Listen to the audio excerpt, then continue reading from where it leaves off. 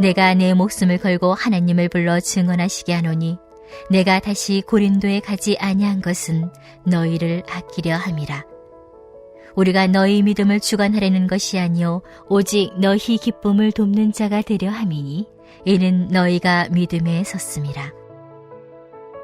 내가 다시는 너희에게 근심 중에 나아가지 아니하기로 스스로 결심하였노니 내가 너희를 근심하게 한다면 내가 근심하게 한 자밖에 나를 기쁘게 할 자가 누구냐? 내가 이같이 쓴 것은 내가 갈 때에 마땅히 나를 기쁘게 할 자로부터 도리어 근심을 얻을까 염려하며 또 너희 모두에 대한 나의 기쁨이 너희 모두의 기쁨인 줄 확신함이로라.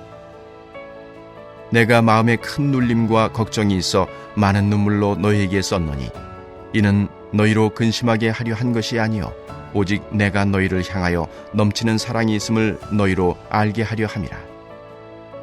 근심하게 한 자가 있었을지라도 나를 근심하게 한 것이 아니요 어느 정도 너희 모두를 근심하게 한 것이니 어느 정도라 함은 내가 너무 지나치게 말하지 아니하려 함이라. 이러한 사람은 많은 사람에게서 벌받는 것이 마땅하도다.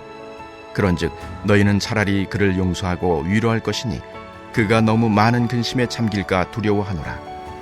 그러므로 너희를 권하노니 사랑을 그들에게 나타내라. 너희가 범사에 순종하는지 그 증거를 알고자 하여 내가 이것을 너희에게 썼노라. 너희가 무슨 일에든지 누구를 용서하면 나도 그리하고 내가 만일 용서한 일이 있으면 용서한 그것은 너희를 위하여 그리스도 앞에서 한 것이니 이는 우리로 사탄에게 속지 않게 하려 함이라. 우리는 그 계책을 알지 못하는 바가 아니로라. 아멘. 할렐루야. 말씀으로 오늘 하루를 살아가는 우리 모두에게 하나님의 은혜와 평강이 가득하시기를 주님의 이름으로 축원합니다. 자신의 행동이나 결정이 공동체에 어떤 영향을 주는지를 잘 살피는 자가 신실한 믿음의 사람입니다. 그러나 어떤 사람들은 자기의 생각과 감정에만 몰두한 나머지 공동체나 다른 사람들은 전혀 고려하지 못하고 공동체에 근심을 안겨주기도 합니다. 오늘 본문에서 바울은 자신의 감정과 상황이 아닌 고린도 교회의 상황과 형편을 먼저 생각하며 편지를 쓰고 있습니다. 오늘 본문 23절과 24절입니다. 내가 내 목숨을 걸고 하나님을 불러 증언하시게 하노니 내가 다시 고린도에 가지 아니한 것은 너희를 아끼려 함이라. 우리가 너희 믿음을 주관하려는 것이 아니요 오직 너희 기쁨을 돕는 자가 되려 함이니 이는 너희가 믿음에 섰음이라. 아멘. 바울은 에베소에서 고린도전서를 보낸 이후에 곧바로 고린도를 방문하여 성도들과 직접 대면을 하게 되었습니다. 그러나 이 방문은 바울과 성도들 모두에게 고통스러운 만남이 되었습니다. 그 이유는 일부 성도들이 바울에게 공개적으로 고통과 수치를 주었기 때문입니다. 그리고 시간이 지나 에베소에서 다시 고린도를 방문할 계획을 세우던 중에 바울은 성도들이 자신의 방문을 은혜로 받지 못하고 근심할 것을 염려합니다. 그래서 기꺼이 자신의 계획을 포기하게 됩니다. 당장이라도 달려가서 고린도 교회의 모든 문제를 해결해 주고 싶었지만 바울은 참고 인내했다는 것입니다. 이렇게 행할 수 있었던 이유는 이것입니다. 바울은 23절에서 너희를 아끼기 때문이요 24절에서는 너희 기쁨을 돕기 위함이다 라고 표현합니다. 바울이 고린도를 방문하려고 했던 이유는 성도들에게 영적 유익과 은혜를 끼치기 위함이었기에 그는 여행 계획을 포기함으로써 성도들의 믿음을 주관하지 않고 그들의 기쁨을 돕고자 노력했던 것입니다. 바울은 여기서 성도들을 향해 자신이 다스리는 자가 아니라 너희 기쁨을 돕는 자라고 표현합니다. 돕는 자는 곧 동역하는 관계를 말합니다.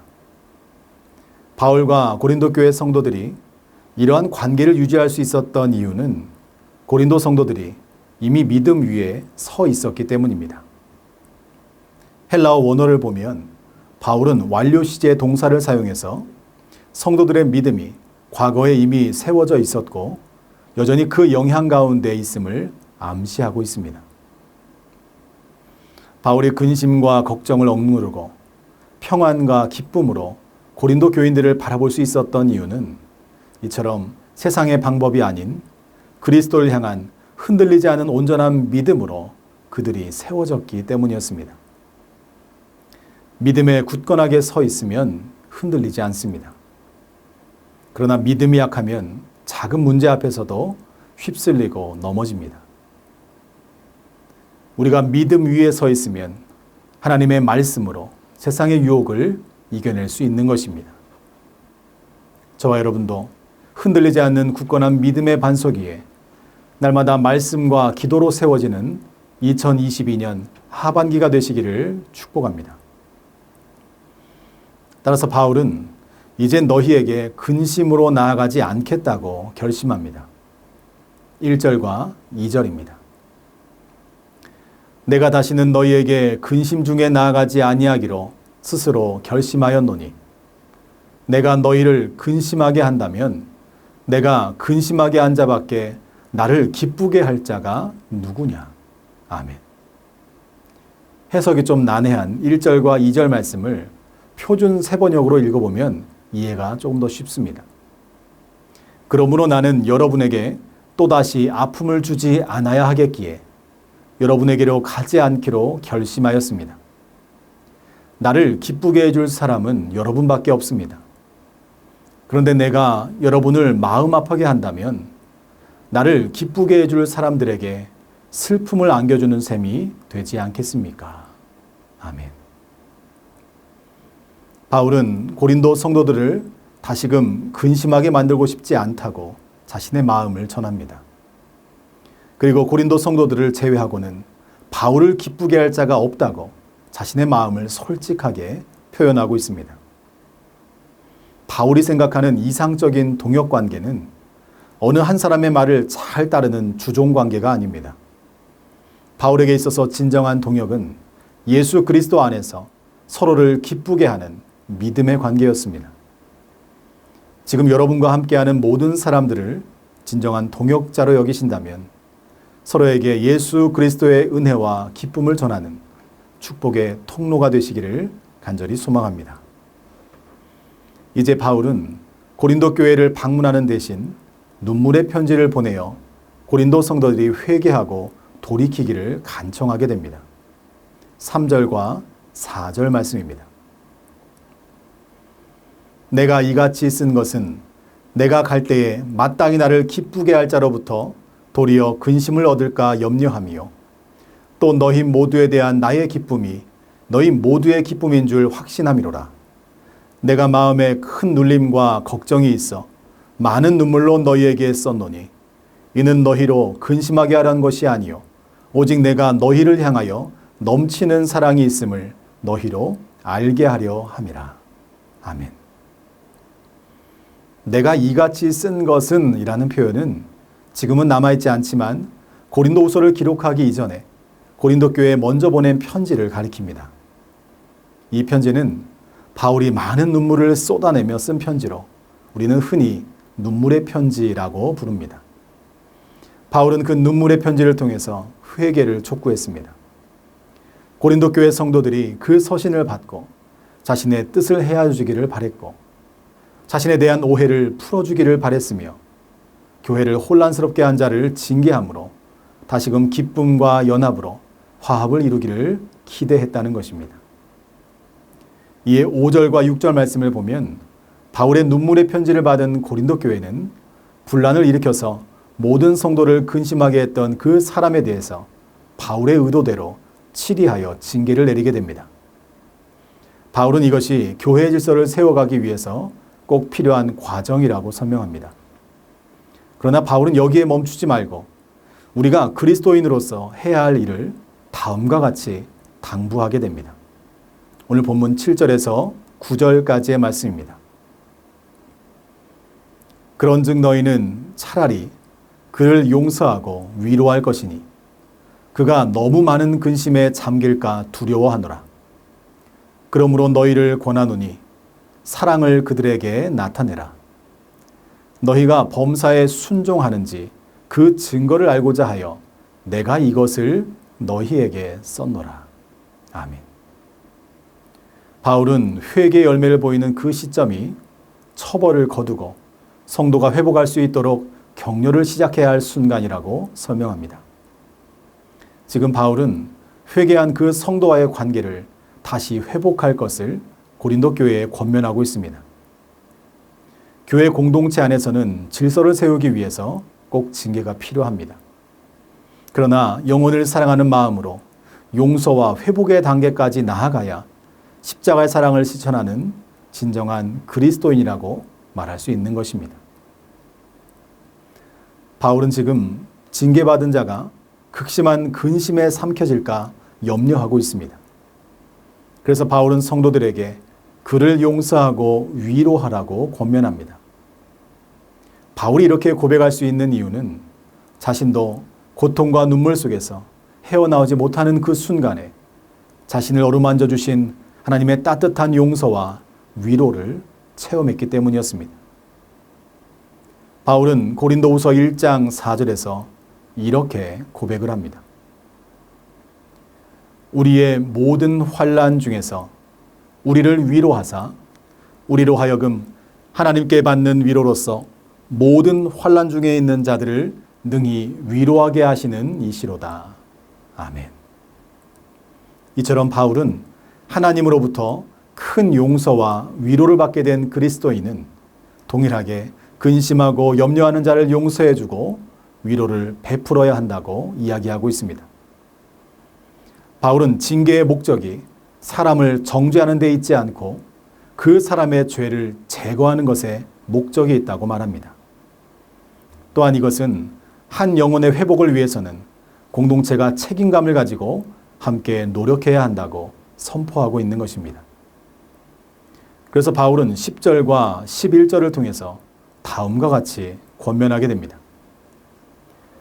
너희가 무슨 일에든지 누구를 용서하면 나도 그리하고 내가 만일 용서한 일이 있으면 용서한 그것은 너희를 위하여 그리스도 앞에서 한 것이니 이는 우리로 사탄에게 속지 않게 하려 함이라. 우리는 그 계책을 알지 못하는 바가 아니로라. 아멘. 바울은 고린도 교회가 근심하게 한 자를 용서하기를 기대합니다. 이는 바울도 그 성도를 이미 용서했다는 것을 암시합니다. 그 용서는 고린도 성도들을 위한 것으로 사사로이 한 것이 아닙니다. 그리스도 앞에서 한 것이었습니다.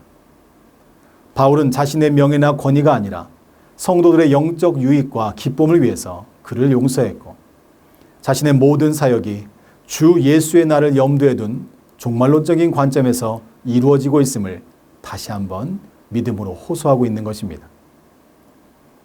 이처럼 우리가 회개하는 죄인을 용서와 사랑으로 온전히 품지 않는다면 사탄의 계략에 이용당하는 꼴이 될 것입니다. 사단은 분열과 다툼을 통해 사람을 증오하게 하고 서로를 정죄하게 만듭니다. 따라서 우리 모두는 교회 안에서의 권징의 목적이 사람에 대한 정죄가 아니라 영혼의 회복에 있다는 것을 꼭 잊지 마시기 바랍니다.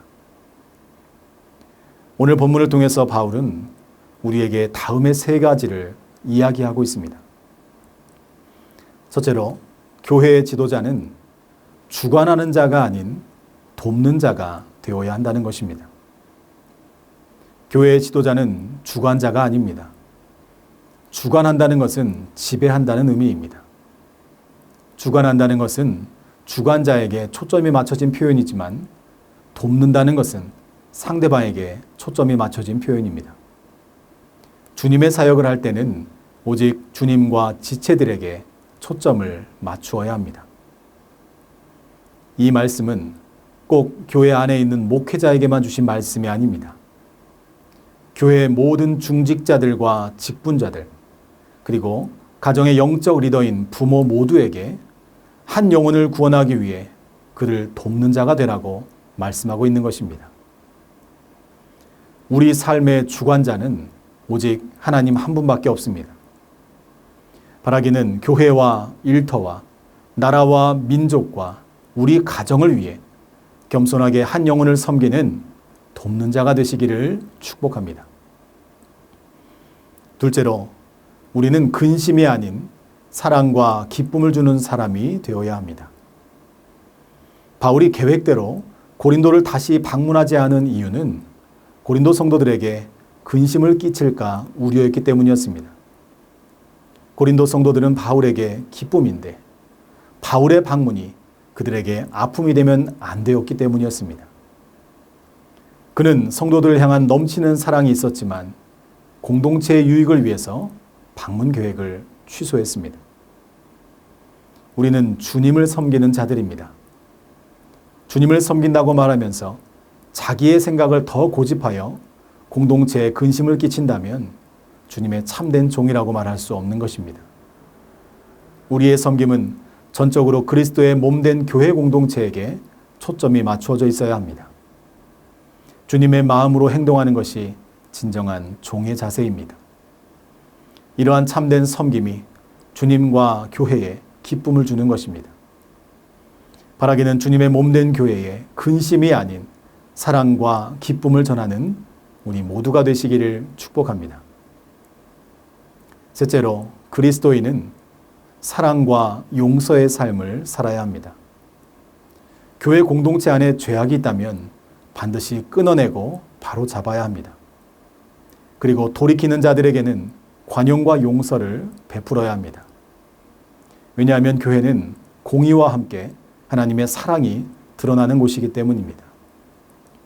끝까지 용서하지 않는 마음은 사탄이 주는 마음입니다. 잘못을 정죄하여 넘어뜨리기보다 바로잡아 온전히 세우는 것이 주님의 마음인 것입니다.